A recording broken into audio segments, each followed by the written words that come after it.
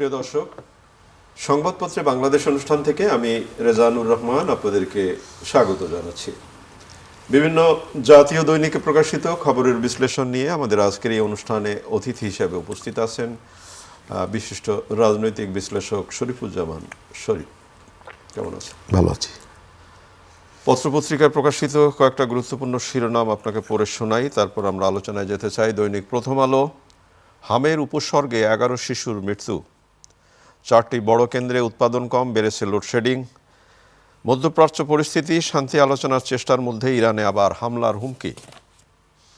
দৈনিক যুগান্তর, ডিবির সেই চাঞ্চল্যকর ডাকাতি বাণিজ্য, ধরাছোঁয়ার বাইরে পদস্থ কর্মকর্তারা। স্কুল ফিডিংয়ের প্রকল্পে অনিয়ম, নিম্নমানের পচা খাবারে অসুস্থ হচ্ছে শিশুরা। স্বপ্নের দেশে গিয়ে লাশ হলেন 2 বাংলাদেশি। দৈনিক সমকাল, জ্বালানি সংকটে শিল্প কলকারখানায় উৎপাদন 24% কমেছে। 4 দিনে 31 বার বিভ্রাট, বিদ্যুৎ ছিল না 34 ঘন্টা। কালের কণ্ঠের শিরোনাম, জঙ্গি হামলার ঝুঁকিতে দেশ, টাকা না ছাপিয়ে সংকট সামাল দেওয়া হচ্ছে, অর্থমন্ত্রী বলেছেন। ছাত্রদল শিবির দ্বন্দ্বের নেপথ্যে ক্যাম্পাসের আধিপত্য। দৈনিক ইত্তেফাক, জঙ্গি হামলার শঙ্কা, গুরুত্বপূর্ণ স্থাপনায় নিরাপত্তা জোরদার। বাংলাদেশ প্রতিদিন, রুগী বাগিয়ে নেন দালালরা, দেশে হঠাৎ জঙ্গি আতঙ্ক। মানব জমিন, বড় সুবিধার আড়ালে এ কেমন কারবার। শিক্ষার্থীদের সঙ্গে সময় কাটালেন প্রধানমন্ত্রী। কি হবে পুরনো মামলাগুলোর। আমার দেশ, 20 বছরেও গ্যাস ক্ষেত্রের অনুসন্ধান হয়নি, বিয়ের ফুল ফুটল না, ঘাতক কাটল জীবন। আমাদের সময়, দেশের গুরুত্বপূর্ণ স্থাপনায় উগ্রবাদী হামলার শঙ্কা। আজকের পত্রিকা, ছোট শব্দে বড় রাজনীতি, গুপ্ত ইস্যু। সকালের সময়, মানুষের আকাঙ্ক্ষার প্রতিফলন বর্তমান সরকার, মাননীয় প্রধানমন্ত্রী বলেছেন। দৈনিক বাংলা, মোটরসাইকেলের বেপরোয়া ব্যবহার, শৌখিনতা যেন মরণ ফাঁদ। কালবেলার শিরোনাম, অটোরিকশা ছিনতাইয়ের সিরিয়াল কিলিং। বিএনপির 16, জামায়াতের 1 কোটিপতি। যায় দিন, গুরুত্বপূর্ণ স্থাপনায় হামলার সংখ্যা, বর্তমান সরকার মানুষের আশার প্রতিফলন। দৈনিক করতোয়া, যুক্তরাষ্ট্রে বাংলাদেশের 2 শিক্ষার্থীকে নৃশংস হত্যা। আবার সক্রিয় উগ্রবাদ, দেশ রূপান্তরের শিরোনাম। এবার ঢাকাতেও লোডশেডিং। সময়ের আলো, উপজেলা পরিষদ থাকছে না, হকারদের দ্রুত পুনর্বাসনের নির্দেশ প্রধানমন্ত্রীর। ইনকিলাবের শিরোনাম, ডিজেলে পান্তা ফুড়ায় দশা, রাজনৈতিক শিষ্টাচার এবং ব্যারিস্টার জায়েমা রহমান। শিষ্টাচার নিয়ে কথা উঠেছে অনেক, কিন্তু এই শিষ্টাচারের কি হবে সেটা তো একটা প্রশ্ন। আজকেও সেই হাম নিয়েই কথা বলতে হচ্ছে। একদিনে 11 শিশুর মৃত্যু হয়েছে এবং ডক্টর মোস্তাক হোসেন বলেছেন যে জরুরি পরিস্থিতি ঘোষণা করলে হাম নিয়ন্ত্রণ সহজ হবে। মৃত্যু 250 ছড়ালো। ধন্যবাদ আপনাকে, ধন্যবাদ দর্শক শ্রোতাদেরকে। গরিবের সন্তান, তাদের প্রতি আমাদের দৃষ্টিভঙ্গি এবং দায়, এই জায়গাটা আমরা কতটা অবহেলা করি তার প্রমাণ হচ্ছে এই ঘটনা। গত কয়েকদিন ধরে আলোচনা আসছে বাংলাদেশ ব্যাংক গণভোটে হ্যাঁ এবং না, এই ইস্যুতে হ্যাঁর পক্ষে কত টাকা খরচ প্রচার চালানোর জন্য কয়েক কোটি টাকা দিয়েছে কয়েকজন সমন্বয়ককে। অর্থাৎ এই কাজটা তো আসলে রাষ্ট্রের না। এই কাজটা যারা করেছে তাদের রাজনৈতিক পরিচয় আছে এবং এই পরিচয় আছে বলে, তাদের এক ধরনের প্রভাব আছে বলে তারা রাষ্ট্রের কাছ থেকে এতগুলো টাকা নিয়ে নিজেরা লোপাট করে ফেলেছে। তার মানে এটার কোনো হিসাব হবে না? হিসাব তো হলো না। এবং আমরা একজন বেস্ট শাসক, জনগণের সেবক এবং সারা পৃথিবীতে ব্যাপক ইমেজওয়ালা একজন মানুষকে ডেকে এনে যে দায়িত্বটা দিয়েছিলাম এবং তিনি নিজের সেই ইমেজটাকে কিভাবে নষ্ট করেছে তার প্রমাণ এটা। গত কয়েকদিন ধরে আবার আলোচনা আসছিল বাংলাদেশ ব্যাংকের গভর্নর নিয়োগ প্রক্রিয়ায় আমরা যে পরিবর্তনটা এনেছি এবং সোশ্যাল মিডিয়া, মেইন স্ট্রিম মিডিয়াতেও কেউ ব্যাপকভাবে কান্নাকাটি করেছেন যে আমরা এই ধরনের একজন ভালো মানুষকে বিদায় করে আমরা যে প্রক্রিয়ায় আরেকজন গভর্নর নিয়োগ করেছি এটা যথার্থ ছিল না। তো সেই ভালো মানুষের ভালো মানসিকতাগুলো ক্রমশই বেরিয়ে আসছে, যে তারা এই ধরনের যারা প্রভাব সৃষ্টি করতে পারে। আমাদের গত কয়েক মাসের বছরের আলোচিত বিষয় হলো মব। যারা মব সৃষ্টি করতে পারে তাদেরকে কোনো না কোনোভাবে ম্যানেজ করে রাখা। আমি শুরু করেছিলাম হাম নিয়ে, হামের কি হবে?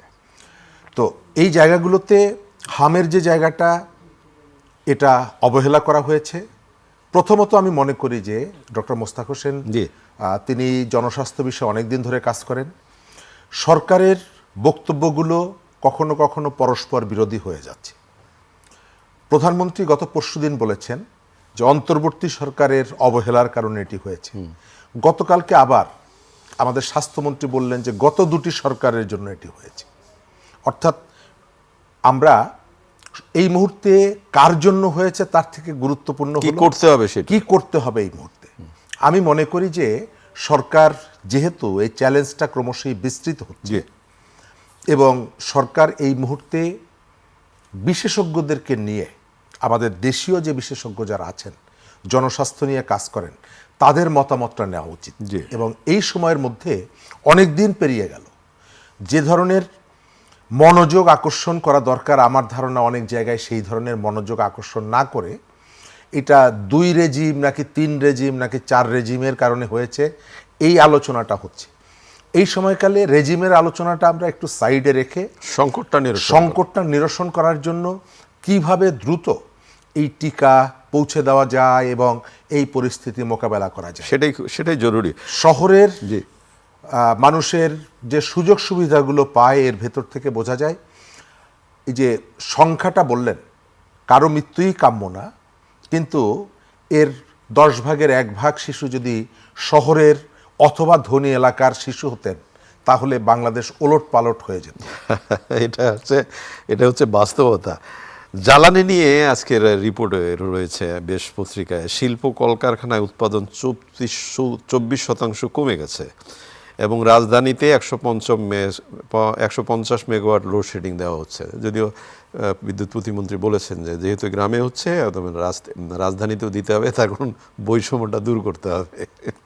তো কি দাঁড়াবে? আমি কালকে ঢাকার বাইরে ছিলাম। আচ্ছা, একটা জায়গায় গিয়েছিলাম, বিভিন্ন অনেক লোকজনের সাথে কথা হলো, তারা তাদের ক্ষোভ মতামত এগুলো বলছেন। গ্রামাঞ্চলের পরিস্থিতি খুবই নাজুক। আমাদের সরকারের মন্ত্রীরা যাই বলুক না কেন, শহরে বসে গ্রামের বিদ্যুতের অভাবে একেবারে ত্রাহি মধুসূদন অবস্থা, এবং এর প্রভাবটা প্রত্যেকটি জায়গায় পড়ছে। কৃষিতে পড়ছে, যোগাযোগের ক্ষেত্রে পড়ছে, এখন এই যে শিল্প উৎপাদনে পড়ছে। যদিও সরকারের চেষ্টা আছে, আবার অনেকগুলো জায়গায় অস্বচ্ছতা আছে। আমাদের যে পরিস্থিতিতে আমরা পড়েছি, সরকারের পক্ষ থেকে টোটাল ম্যানেজমেন্টের দায়িত্ব কিন্তু সরকারের। আমরা এটার জন্য বিরোধী দলকে দায়ী করব না, আমরা এটার জন্য কারা চুরি করে নিয়ে যায় দেশ পরিচালনার দায়িত্ব নিয়েছে, রাইট। ওই জায়গাটায় পাবলিক তাকে ম্যান্ডেট দিয়েছে, আপনি ম্যানেজ করবেন। সরকার যদি ম্যানেজ করতে না পারে, সরকারের সেটি বলা উচিত যে এই চ্যালেঞ্জ আমরা মোকাবেলা করছি। এবং একটা ব্যাপার তো খুবই স্পষ্ট, যে সংকটগুলো তৈরি হয়েছে সেই সংকটগুলো অনেকগুলো এই সরকারের তৈরি না। সেকেন্ড হচ্ছে যে সরকারের সময়ের একটা সীমিত সময় সরকার দায়িত্বটা পালন করেছে, দায়িত্ব নিয়েছে, কিন্তু তারপরেও সরকারের যে দক্ষতাটুকু আছে, সেই দক্ষতাটুকু কাজে লাগানোর ক্ষেত্রে আমি কোথাও কোথাও দেখি যে কাজের থেকে কথা বেশি। আপনি বারবার আশ্বাস দিচ্ছেন আপনার সন্তানকে, মানে আশ্বাসের বিশ্বাসটা দরকার, ওইটা দরকার। আপনার সন্তানকে আশ্বাস দিচ্ছেন যে আমার ঘরে খাবারের কোনো ঘাটতি নেই, কোনো সংকট নেই, তুমি যা খেতে চাও সব কিছুই আছে, কিন্তু তারপরে দিন শেষে শিশুটি অনাহারী থাকছে, অভুক্ত থাকছে। তার অর্থ কি? আপনার ম্যানেজমেন্টের সমস্যা আছে। যেখান থেকে আমরা শুনছি যে এখানে জ্বালানির কোনো সংকট নেই, পর্যাপ্ত সরবরাহ আছে, মজুদ আছে, তাহলে এখনো রাস্তায় এই ধরনের হাজার হাজার মানুষ লাইন কেন? এর মধ্যে অসৎ কিছু মানুষজন আছে, সেই অসৎদেরকে ধরার দায়িত্ব হলো সরকারের। আর এখন এই যে লোডশেডিং এরটা বলছি, এটা কেউ কেউ বলে যে পজিটিভলি দেখবেন, 12 ঘন্টা বিদ্যুৎ থাকছে, 14 ঘন্টা থাকছে না বা 14 ঘন্টা থাকছে, 12 ঘন্টা থাকছে না। আপনি একটু উল্টায় দেখেন, থাকছে তো দিনের ভিতরে 8 বার চলে যাচ্ছে। আবার কোন এক মন্ত্রীর এরকমের একটা কথা, আমি জানি না উনি বলেছেন কিনা, উনি ওই কথাটাই বলেছেন যে আপনারা কেন বলেন না যে 14 ঘন্টা তো থাকছে, সেটা যে 12 বার চলে যাচ্ছে কিন্তু 12 বার তো আসছে। তো এই ব্যাপারগুলো বলা যায়, কিন্তু মানুষের জীবনের প্রভাব পড়ছে এবং সরকারের ইমেজ খারাপ হচ্ছে।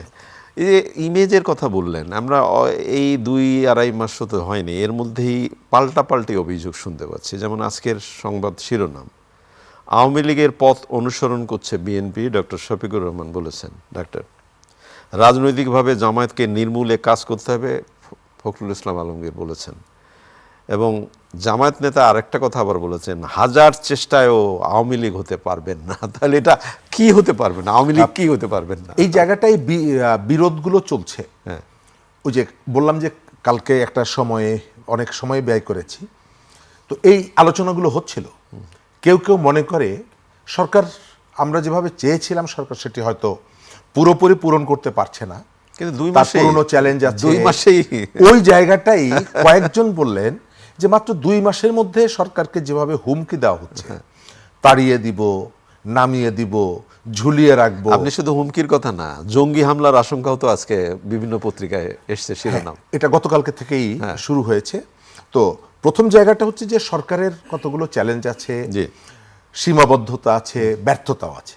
আবার ট্র্যাডিশনালি তার অনেকগুলো ব্যর্থতার কারণ হচ্ছে যে একটা দীর্ঘ সময় পরে আমাদের একটা বড় সংকট কি এখন, বড় একটা সংকট হচ্ছে আমাদের যে ঋণের বোঝা, এই ঋণটা পরিশোধ করতে হবে। কাকে করতে হবে? এখন যারা ক্ষমতায় আছেন তাদেরকে পরিশোধ করতে হচ্ছে। বিএনপি না থেকে অন্য কেউ যদি থাকতো তাদেরকে করতে হতো।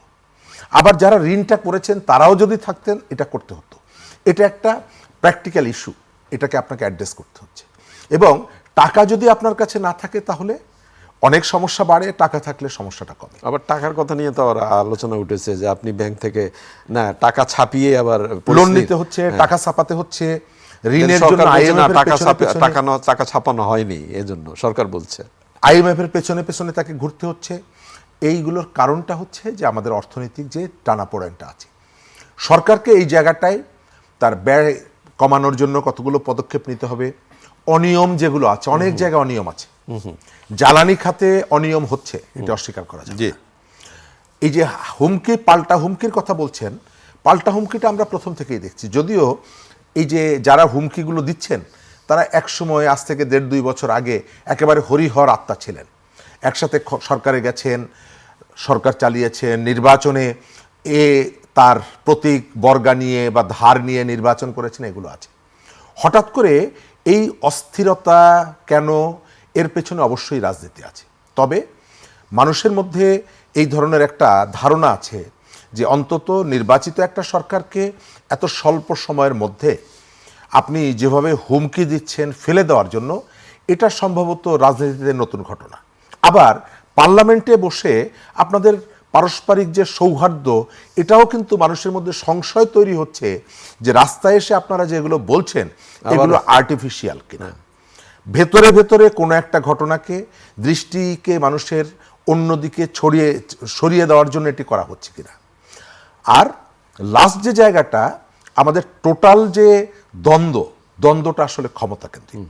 আপনাকে ক্ষমতায় বসতে হবে, আপনাকে গদিতে বসতে হবে। এবং গদির জন্য নির্বাচনের আগে, এই যে যারা বলছেন ক্ষমতা থেকে নামিয়ে দিবেন, নির্বাচনের আগে কিন্তু একসাথে কাজ করার প্রতিশ্রুতি দেওয়া হয়েছিল, আমন্ত্রণও জানানো হয়েছিল। নির্বাচনের পরে আপনি যখন হেরে গেলেন অথবা যখন জিতে গেলেন, তখন আপনার অ্যাটিটিউডটা পরিবর্তন হলো। এবং এই বিষয়গুলো নিয়ে আমাদের এখানে আলোচনাটা কম হয়। এই যে আপনি একটা নিউজে পড়লেন যে বিএনপির কয়েকজনের কোটিপতি, আবার জামাতের একজন কোটিপতি, এগুলো তারা একটা হাস্যকর জায়গায় নিয়ে গেছে। এবং নির্বাচনের সময় যে হলফনামায় যে সম্পদের হিসাবটা তারা দিচ্ছে, এগুলো একেবারে মানুষের সাথে ঠাট্টা মশকরা করা। যে পরিমাণ সম্পদের কথা তারা বলেন এবং তাদের লাইফস্টাইল তার সাথে কোনোভাবে মিলে না।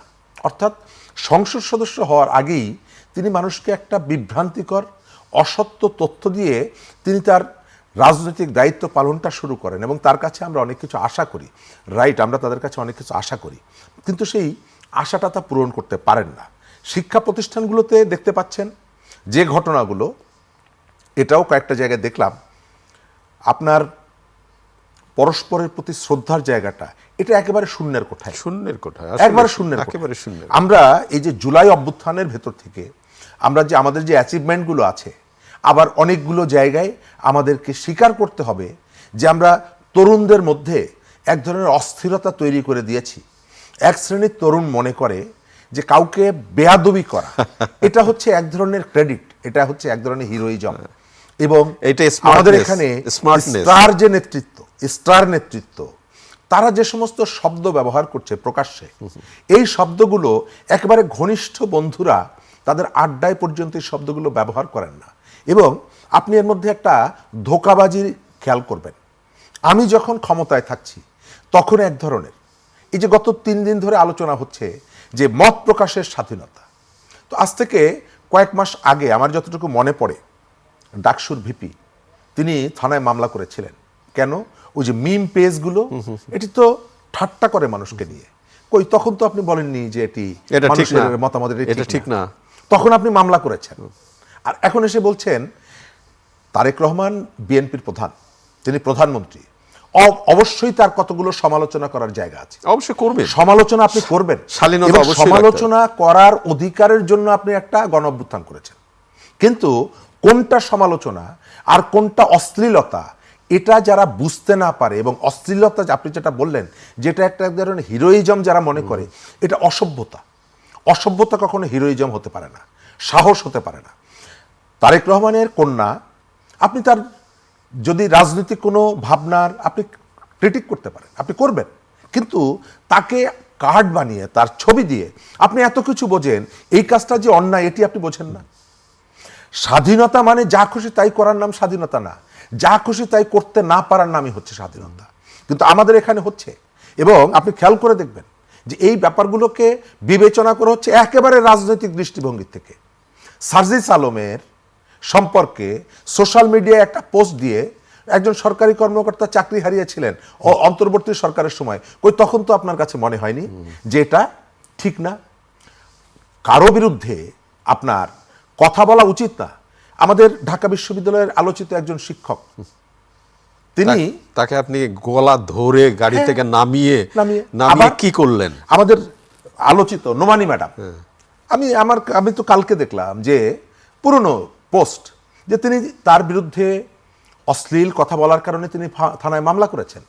আমি যথার্থ মনে করি আপনি তাকে এই কথাগুলো বলতে পারেন না, তার সাথে আপনার রাজনৈতিক বিরোধ থাকলেও।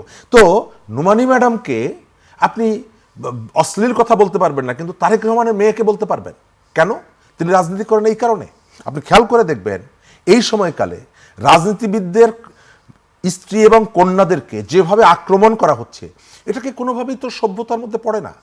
একজন 5টা 7টা আইডি ব্যবহার করে যা খুশি তাই করে যাচ্ছে, এবং এদের প্রত্যেকের পলিটিক্যাল আইডেন্টিটি আছে, এদের প্রত্যেকেরই পলিটিক্যাল রাজনৈতিক পরিচয় আছে, তারপরে এই কাজগুলো হচ্ছে। তো আমাদের এই যে স্ববিরোধিতা বন্ধ করা দরকার।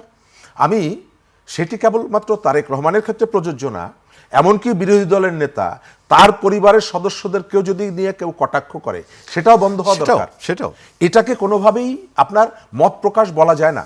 মত প্রকাশ মানে আপনার সক্ষমতা আছে, আমার ছবিটাকে বিকৃত করে আপনি সোশ্যাল মিডিয়ায় পোস্ট করে দিলেন, তাকে কিছু বলা যাবে না, যা খুশি তাই বলবো, এবং এগুলো হচ্ছে। আমি গতকালকে দেখলাম যে কয়েকটা জায়গায়, গত পরশুদিন একটা টেলিভিশনে বলেছিলাম যে আমরা এই গসিপগুলো বিশ্বাস করি, এই প্রোপাগান্ডাগুলো আমরা বিশ্বাস করি, এবং বিশ্বাস করি বলে এক শ্রেণীর মানুষ এটি ছড়ায়। মির্জা আব্বাস বিএনপির নেতা, তিনি সিঙ্গাপুরে চিকিৎসাধীন আছেন। বিদেশ থেকে এক ইউটিউবার তিনি পোস্ট দিয়েছেন যে মির্জা আব্বাসকে ইন্ডিয়ায় নিয়ে গেছে, কারণ তিনি ইন্ডিয়ার লোক, সেই কারণে তাকে চিকিৎসা করার জন্য ইন্ডিয়ায় নিয়ে গেছে, এবং অশ্লীল তাকে গালিগালাজ করা। মির্জা ফখরুল ইসলাম আলমগীরের ছেলেটি এসেছিল একবার, যে ডক্টর ইউনূসের সরকারের সমালোচনা করেছে, ভাইরাল হয়ে গেছে। পরের দিন যখন এসেছে যে মির্জা আব্বাসের আসলে কোনো ছেলেই নাই, ওটা নিয়ে কোনো আলোচনা নাই। এই যে কাজগুলো যারা করছে, এগুলো একেবারেই কোনো মত প্রকাশের স্বাধীনতা না, এটা সাইবার ক্রাইম। এবং একটা দেশের রাজনীতিবিদ, সাধারণ মানুষ, নারী, মুক্তিযোদ্ধা, এবং আপনি দেখছেন মুক্তিযোদ্ধাদেরকে কিভাবে অনেক অশ্লীল ভাষায় গালিগালাজ করা হচ্ছে। এগুলো বন্ধ অনেক হওয়া দরকার। অনেক অনেক ধন্যবাদ আপনাকে। প্রিয় দর্শক, আমাদের প্রিয় অতিথি যে কথাগুলো বললেন সেই কথাগুলো খুবই খুবই গুরুত্বের দাবি রাখে। আমরা কোথায় যাচ্ছি, কি বলছি, কেন বলছি, বুঝে কি বলছি, নাকি বলার জন্য ঈর্ষাকাতর হয়ে বলছি? প্রশ্নগুলোর উত্তর খুবই জরুরি। ভালো থাকবেন। আগামীকাল নিশ্চয়ই এই সময় কথা হবে। খোদা হাফেজ।